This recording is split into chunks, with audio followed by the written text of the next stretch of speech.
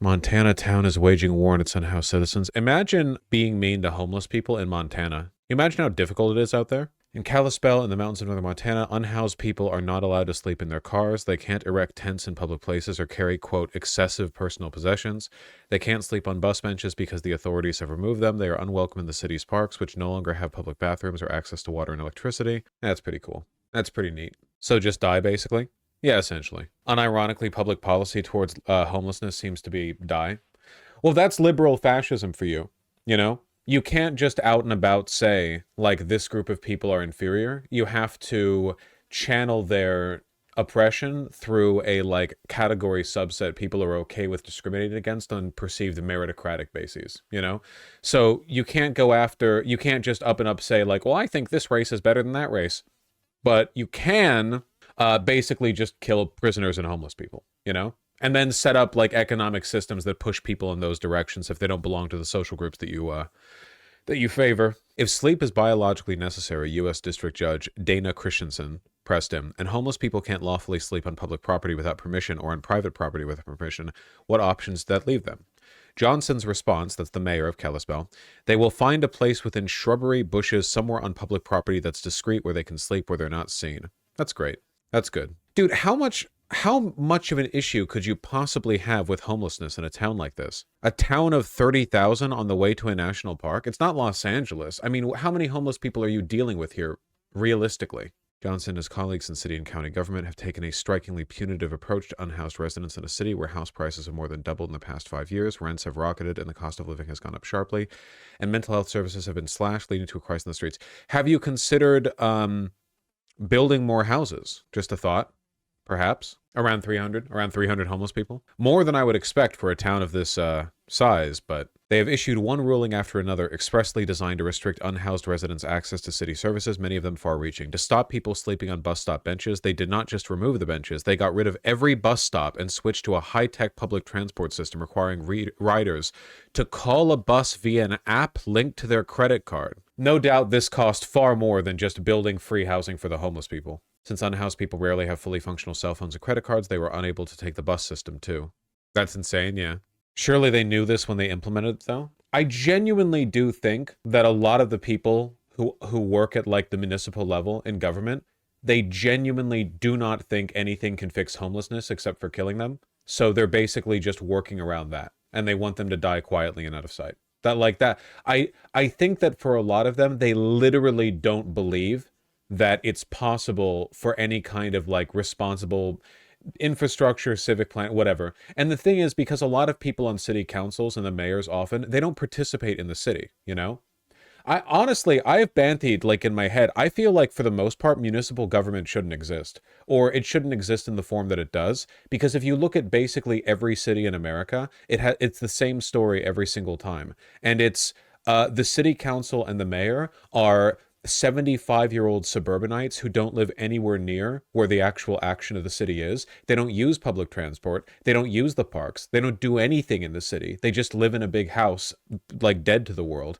And then they go downtown to City Hall and they talk about, and then they ruin the city for everybody because they've gotten complaints from 1% of the population, almost always business owners or cops or the union or whatever, about how homeless people are fucking things up or whatever.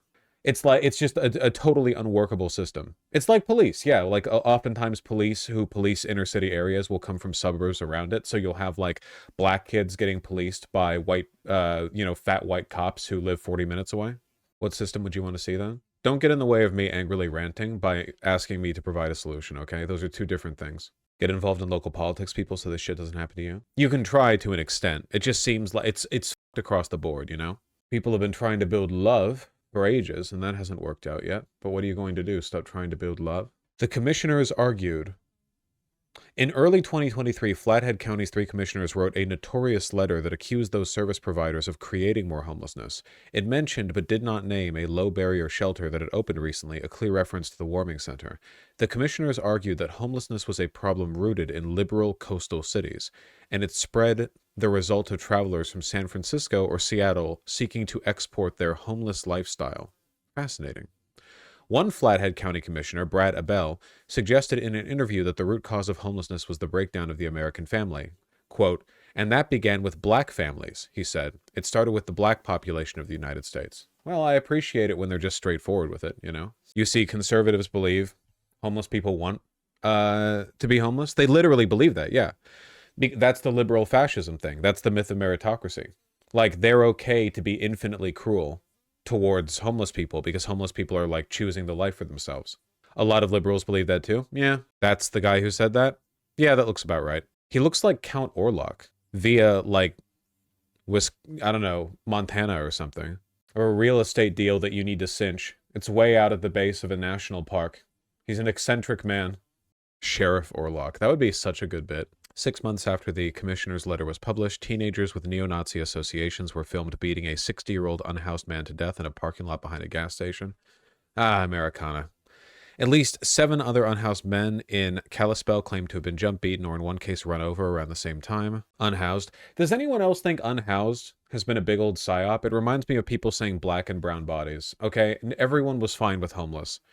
It was just some namby-pamby liberals in academia who were like, well, a home is where your heart is, so they can still have a home. It's just a house they don't.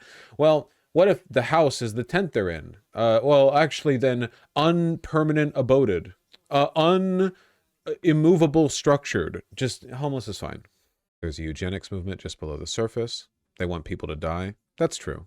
I mean, the only thing that you can really get from this, I guess, is that it's just a reminder that you can externalize all the hate and cruelty that you want. You're not making your community a better place. If anything, you would think this would be like an endorsement of the ideals that like Nazis or MAGA types have, right? Look, they've run a campaign of terror on the homeless, and they've killed one, at least one. They've driven them out of the city. They seem to have unlimited local political power with which to do so. And yet, I'm going to tell you, I bet you this town still sucks. Like, it's just that, like, you haven't fixed anything. I bet it still sucks. Housing prices still through the roof, rent still through the roof, services cut, everything's worse. Gonna guess probably shit-ass community up here, judging from how they treat their, their homeless people. Run down, boring, nothing to do. Yeah, it's great. Congratulations. Which town is this? We're actually talking about multiple towns in Montana, I believe. How big are these roads? You don't understand, okay? In a town of 30,000 people up in the mountains with few visitors, it's actually essential that every road have 6 lanes, okay? It's vital. There's no other way of doing things. In 2020, the COVID pandemic prompted an influx of relatively wealthy residents from California, Texas, and other states who were working remotely and could stretch their money much further in northwest Montana. The population jumped more than 25% over the next 4 years. Landlords evicted thousands of people so they could sell their properties or convert them into short-term rentals, and many of their tenants found they either could not afford a new place or even find one. Damn, I can't believe homeless people jumped the rents and made people leave their homes so they could upsell it to wealthy visitors. Mental health care facilities started closing because of devastating budget cuts mandated by the Montana state legislature, pushing dozens of people with schizophrenia and other serious mental health conditions onto the street. Property speculation led to the closure of 2 of Kalispell's lower-income residential hotels, leaving several dozen of the city's neediest with nowhere to go. Ryan Hunter, a city council member with a background in urban planning, pushed hard to spur construction of affordable housing after he was elected in 2019 and warned his council colleagues that simply policing the new wave of unhoused citizens would not solve the problem. The knee-jerk response is always the criminalization response, he said, but it doesn't work. It just pushes the problem somewhere else. Hunter, though, was roundly ignored, especially after a man living in a camper in a gym parking lot shot and killed an employee who told him he could no longer come in to take showers and exercise.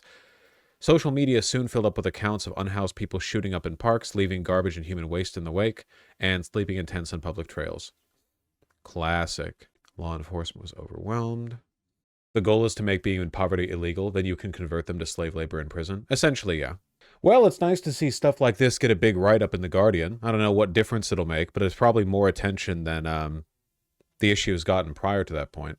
This is a nationwide problem? Yeah, of course. Are municipal governments any bigger in big cities? No. Maybe a little bit. People do sometimes forget how Hitler-esque small-town mayorships and city councils can be, because they can get away with so much with very little attention drawn towards them.